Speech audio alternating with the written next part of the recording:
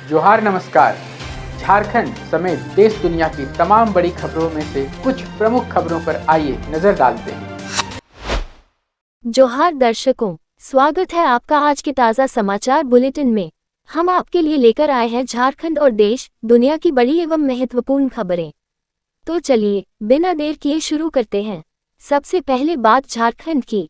मौसम विभाग ने 30 जुलाई से 4 अगस्त के बीच हिमाचल प्रदेश, उत्तराखंड, जम्मू कश्मीर, उत्तर प्रदेश, पंजाब और हरियाणा समेत कई राज्यों में भारी से बहुत भारी बारिश की चेतावनी जारी की है।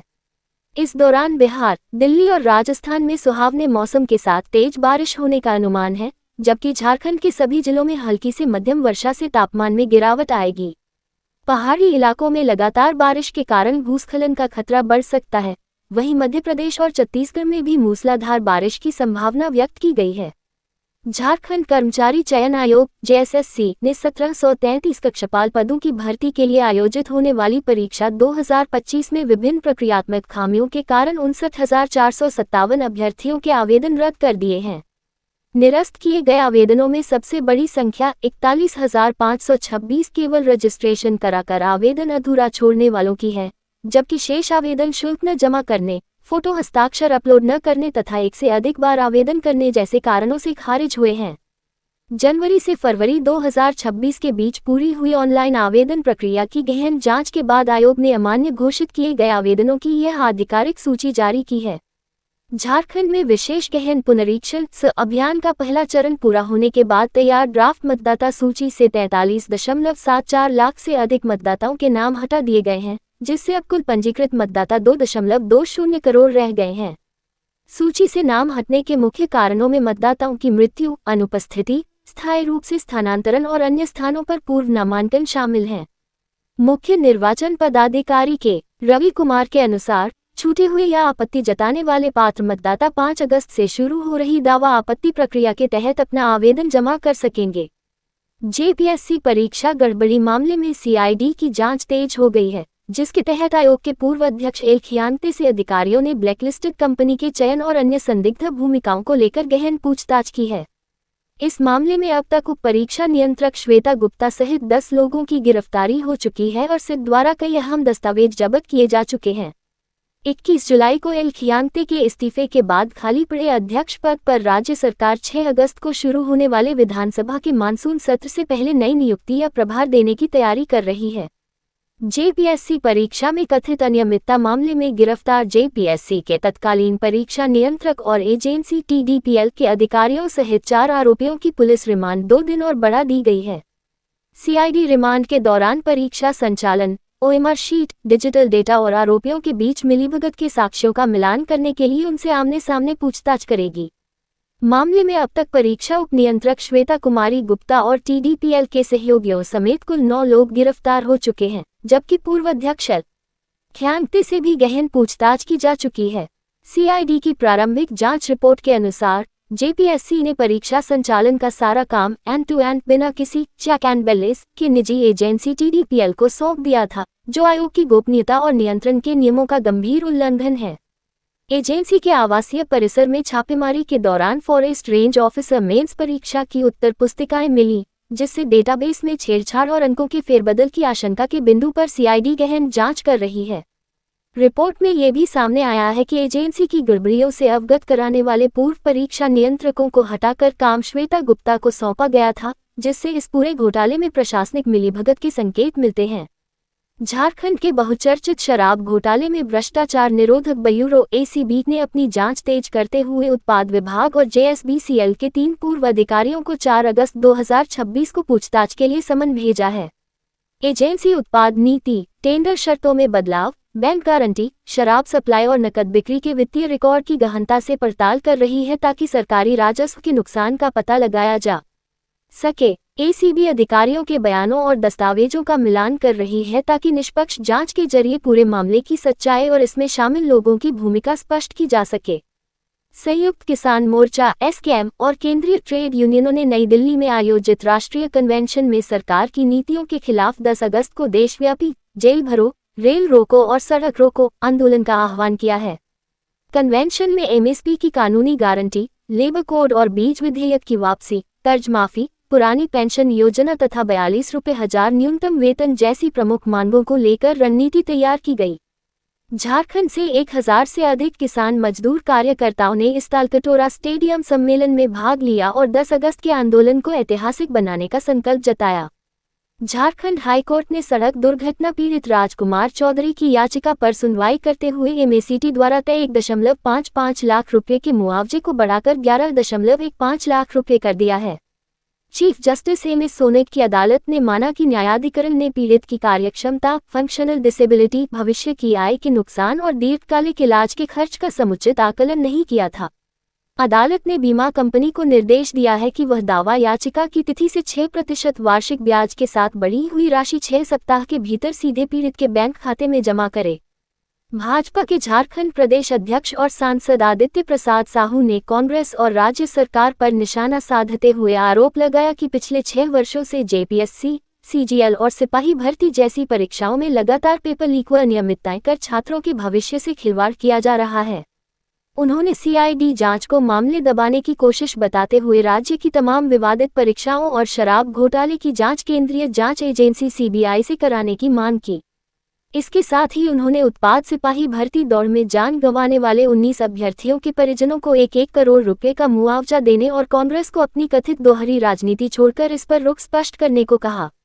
कृषि मंत्री शिल्पी नेहा तिर्की ने झारखंड में मोटे अनाज मिलेट को बढ़ावा देने के लिए रांची, जमशेदपुर और देवघर में आधुनिक मिलेट कैफे खोलने और मिलेट मिशन के तहत किसानों का पंजीकरण बढ़ाने के निर्देश दिए हैं। समीक्षा बैठक के दौरान उन्होंने मक्का बीज की आपूर्ति सुनिश्चित करने, पंचायतों में मिट्टी जांच शिविर लगाने और कृषक पाठशालाओं को कृषि अनुसंधान संस्थानों से जोड़ने पर जोर दिया। सरकार ने अधिकारियों को सभी कृषि योजनाओं की भौतिक व वित्तीय प्रगति में तेजी लाते हुए तय समय सीमा के भीतर लक्ष्य पूरा करने की सख्त हिदायत दी है। रांची के बिरसा मुंडा फुटबॉल स्टेडियम में खेले गए 135वें डूरंड कप के मुकाबले में इंडियन एयरफोर्स ने श्रीलंका की डिफेंडर्स एफसी को 2-1 से हरा दिया। फ्लडलाइट्स की रोशनी में आयोजित इस मैच के दौरान हजारों दर्शकों के उत्साह और हर गोल पर मनाए गए जश्न ने रांची में फुटबॉल के प्रति बढ़ते जुनून को उजागर किया। यह आयोजन सिर्फ एक टूर्नामेंट की मेजबानी तक सीमित न रहकर रांची को क्रिकेट के साथ साथ फुटबॉल के एक नए केंद्र के रूप में स्थापित करने वाला साबित हुआ। मुख्यमंत्री के निर्देश पर मंत्री योगेंद्र प्रसाद और मंत्री दीपिका पांडेय सिंह ने रांची के ग्लोबल अस्पताल पहुंचकर जंतर मंतर प्रदर्शन के दौरान पैलेट गन से घायल गुमला की छात्रा नूतन टोप्पो का हालचाल जाना। मंत्रियों ने नूतन के परिजनों को हर संभव सरकारी मदद का भरोसा दिया और चिकित्सकों को छात्रा का बेहतर से बेहतर इलाज सुनिश्चित करने का निर्देश दिया।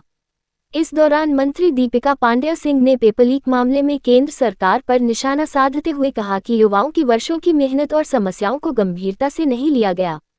बोकारो में यूरिया उर्वरक की कालाबाजारी और तय कीमत से अधिक पर बिक्री की शिकायतों के बाद उपायुक्त अजय नाथ झा ने सख्त रुख अपनाते हुए जांच के आदेश दिए हैं।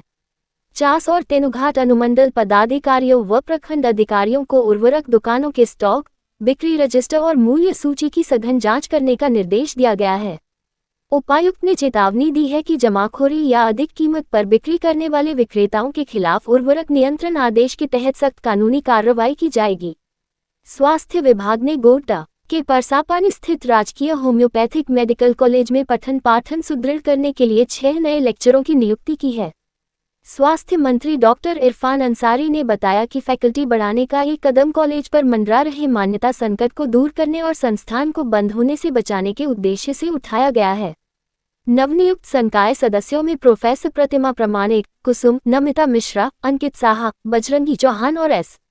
दास शामिल हैं, जिनसे शैक्षणिक स्तर में व्यापक सुधार की उम्मीद है। National institute of ethno medicine और आदिवासी तरंग ट्रस्ट के प्रतिनिधिमंडल ने स्वास्थ्य मंत्री डॉक्टर इरफान अंसारी से मुलाकात कर झारखंड की पारंपरिक आदिवासी चिकित्सा पद्धति होम्योपैथी के संरक्षण और शोध का प्रस्ताव सौंपा। स्वास्थ्य मंत्री ने आदिवासी चिकित्सा ज्ञान को राज्य की अमूल्य विरासत बताते हुए इसके वैज्ञानिक अध्ययन, प्रमाणन और दस्तावेजीकरण को सरकार की प्राथमिकता बताया। बैठक में पारंपरिक औषधीय ज्ञान को वैज्ञानिक दृष्टिकोण से विकसित कर और विशेषज्ञ संस्थानों के सहयोग से मुख्यधारा से जोड़ने पर सहमति बनी। मुंबई पुलिस ने महाराष्ट्र विधान परिषद के उपसभापति सचिन अहीर के घर से हुई 2.65 करोड़ रुपए की चोरी के मामले में गिरिडीह से 2 आरोपियों को गिरफ्तार किया है। आरोपी अमित कुमार और सतीश कुमार उपसभापति के मुंबई स्थित आवास में काम करते थे और उन्होंने धीरे धीरे नकदी व सोने के जेवरात की चोरी की थी। गांवा में की गई छापेमारी के दौरान पुलिस ने 4 लाख रुपए के सोने के जेवर और चोरी की रकम से खरीदी गई थार एसयूवी जब्त कर ली है। रांची की एसआईटी ने अशोकनगर में बिल्डर अखिलेश पांडेय के घर हुई चोरी के मामले में मुख्य आरोपी और पेशे से सोना व्यवसायी समीर खान को गिरफ्तार किया है। आरोपी की निशानदेही पर मुजफ्फरपुर स्थित उसके ससुराल से करीब 65 लाख रुपए मूल्य के 400 ग्राम सोने और मोती के आभूषण बरामद किए गए हैं। पुलिस के अनुसार 80 मुकदमों में नामजद मुख्य चोर इरफान चोरी के जेवर समीर को बेचता था, जबकि इरफान और उसका अन्य साथी नवीन शर्मा फिलहाल पुलिस की गिरफ्त से बाहर हैं। अब देखिए राष्ट्रीय एवं अंतर्राष्ट्रीय सुर्खियां। ईरान के आईआरजीसी ने जॉर्डन में स्थित अमेरिकी सैन्य ठिकानों और सेंटकॉम केंद्रों पर बैलिस्टिक मिसाइलों से हमला किया, जिसकी अमेरिका और सऊदी अरब ने इराक में ईरान समर्थित ठिकानों पर संयुक्त हवाई कार्रवाई कर जवाबी प्रतिक्रिया दी। अमेरिकी राष्ट्रपति डोनाल्ड ट्रंप ने अधिकांश मिसाइलों को मार गिराने का दावा करते हुए ईरान को करारा जवाब देने और कठोर सैन्य अभियान चलाने की चेतावनी दी है। दोनों देशों की आक्रामक चेतावनियों, निरंतर मिसाइल हमलों और जवाबी कार्रवाइयों के चलते पूरे मध्य पूर्व मिडिल ईस्ट में व्यापक युद्ध का खतरा अत्यधिक बढ़ गया है। अमेरिका ने भारत और चीन को बताया रूस की वॉर मशीन।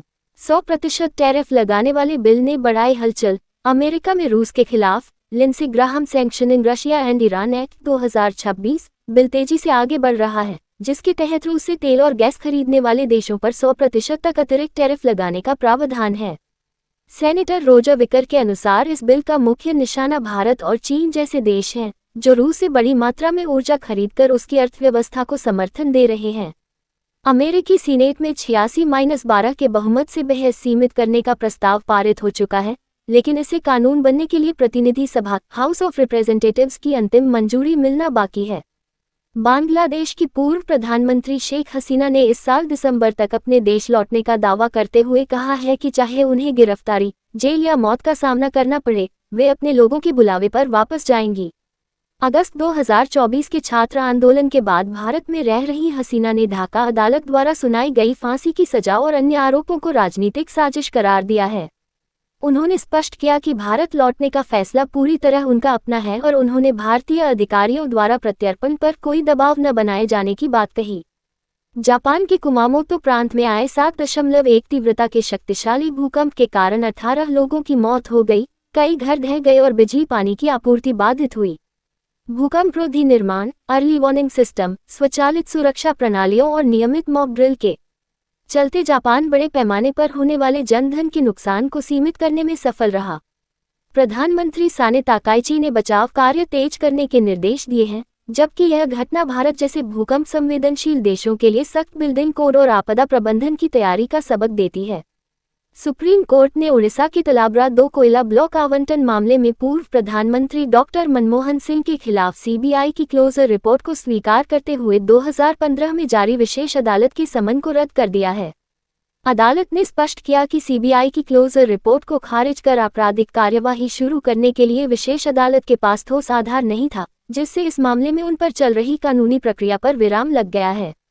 दिसंबर 2024 में डॉक्टर मनमोहन सिंह के निधन के करीब 1.5 साल बाद आया यह फैसला केवल तलाबरा 2 कोयला ब्लॉक से संबंधित विशेष मामले पर लागू होता है और इसने लगभग 1 दशक पुरानी कानूनी लड़ाई का अंत कर दिया है।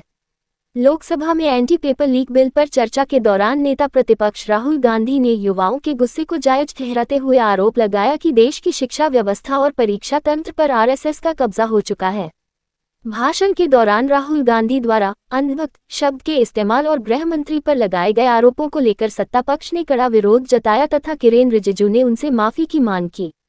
स्पीकर ओम बिरला और रक्षा मंत्री राजनाथ सिंह के हस्तक्षेप के बाद असंसदीय व विवादित शब्दों को सदन की कार्यवाही से हटा दिया गया, जबकि राहुल गांधी ने संसद के बाहर भी सरकार पर सवाल उठाना जारी रखा। लोकसभा में हंगामे और तीखी बहस के बीच लोक परीक्षा अनुचित साधन निवारण संशोधन विधेयक 2026 को ध्वनिमत से मंजूरी मिल गई, जिसके तहत पेपर लीक माफियाओं और दोषी एजेंसियों पर जेल की सजा तथा जुर्माने के प्रावधानों को अत्यधिक कड़ा किया गया है। केंद्रीय मंत्री जितेंद्र सिंह ने नीट मामले में सीबीआई जांच व त्वरित अदालती प्रक्रिया का हवाला देते हुए विपक्ष के आरोपों को खारिज किया, जबकि संसदीय कार्य मंत्री किरेन रिजिजू ने इसे छात्रों के हित में लाया गया एक ऐतिहासिक कदम बताया। राज्यसभा ने विपक्ष के वॉकआउट के बीच राष्ट्र गौरव अपमान निवारण संशोधन विधेयक 2026 को ध्वनिमत से पारित कर दिया, जिसके तहत राष्ट्रगीत वंदे मातरम के अपमान या गायन में बाधा डालने पर 3 साल तक की जेल, जुर्माना या दोनों का प्रावधान किया गया है। विधेयक पर जवाब देते हुए गृह राज्य मंत्री नित्यानंद राय ने कांग्रेस पर तुष्टीकरण की राजनीति का आरोप लगाते हुए कहा कि इसी वजह से आजादी के बाद वंदे मातरम को वह सम्मान नहीं मिला जिसका वह हकदार था। 1971 के मूल कानून में ये संशोधन संविधान सभा के उस संकल्प को कानूनी रूप प्रदान करने के लिए लाया गया है, जिसमें वंदे मातरम को राष्ट्रगान जन गण मन के समान दर्जा देने की बात कही गई थी। कॉकरोच जनता पार्टी (सीजेपी) के संस्थापक अभिजीत दीपके ने नीट प्रश्नपत्र लीक मामले पर केंद्र सरकार और प्रधानमंत्री नरेंद्र मोदी पर हमला बोलते हुए उनसे इस्तीफा देकर इन्फ्लुएंसर बनने की मांग की। दिल्ली के जंतर मंतर पर 36 दिनों के आंदोलन के बाद छत्रपति संभाजीनगर पहुंचे दीपके ने आरोप लगाया कि संसद मार्च के दौरान छात्रों पर अत्याचार हुआ और पुलिस अब भी उन्हें गिरफ्तार करने की धमकियां दे रही है। उन्होंने चेतावनी दी कि छात्र आतंकवादी नहीं बल्कि देश का भविष्य हैं, और यदि सरकार ने अपना रवैया नहीं सुधारा और प्रताड़ना बंद नहीं की तो देश के युवा पूरी सरकार बदल देंगे। बांकीपुर विधानसभा उपचुनाव के मतदान से ठीक एक दिन पहले जन सुराज पार्टी ने आरोप लगाया कि पुलिस और एसटीएफ ने उसके कई पदाधिकारियों और कार्यकर्ताओं को अनुचित तरीके से हिरासत में ले लिया है। इस संबंध में जन सुराज ने पुलिस पर्यवेक्षक को पत्र लिखकर मामले में तत्काल हस्तक्षेप और आवश्यक निर्देश जारी करने की मांग की है। हालांकि पुलिस की ओर से अभी कोई आधिकारिक बयान नहीं आया है।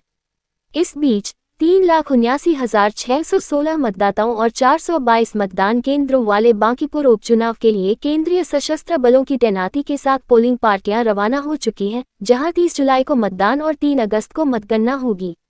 भोपाल में न्यूनतम समर्थन मूल्य (एमएसपी) पर मूंग की 100% खरीद और खाद आपूर्ति जैसी मांगों को लेकर किसानों का प्रदर्शन उग्र हो गया, जिससे निपटने के लिए प्रशासन को स्कूल बंद करने पड़े और भारी पुलिस बल तैनात करना पड़ा। आंदोलन के दौरान पुलिस से झड़प और बैरिकेड्स टूटने के बाद मुख्यमंत्री मोहन यादव ने वार्ता के माध्यम से समाधान निकालने के लिए 4 मंत्रियों की एक उच्चस्तरीय समिति का गठन किया है। इस बीच राज्य के कृषि मंत्री ऐदल सिंह कंचना ने केंद्रीय कृषि मंत्री शिवराज सिंह चौहान को मूंग उपार्जन का लक्ष्य बढ़ाने के लिए पत्र लिखा, जबकि कांग्रेस ने किसानों की मांगों का समर्थन करते हुए सरकार पर निशाना साधा है। ये थी आज की बड़ी खबरें। अगर आप ऐसे ही अपडेट्स पाना चाहते हैं तो हमारे YouTube चैनल को सब्सक्राइब करें, Facebook पेज को लाइक करें और इस वीडियो को लाइक एवं शेयर जरूर करें। फिर मिलेंगे अगले बुलेटिन में। तब तक के लिए जोहार और नमस्ते। कैसी लगी आपको हमारी ये खबर, ये हमें कमेंट बॉक्स में लिखकर ज़रूर से बताएं और ऐसे ही नवीनतम ताज़ा अपडेट्स, खास खबरों से रूबरू बने रहने के लिए बने रहें हमारे संग। कैमरा के पीछे से मेरा सहयोग कर रहे अजय महतो, आनंद चौहान के साथ मैं यजत पिंटू रांची।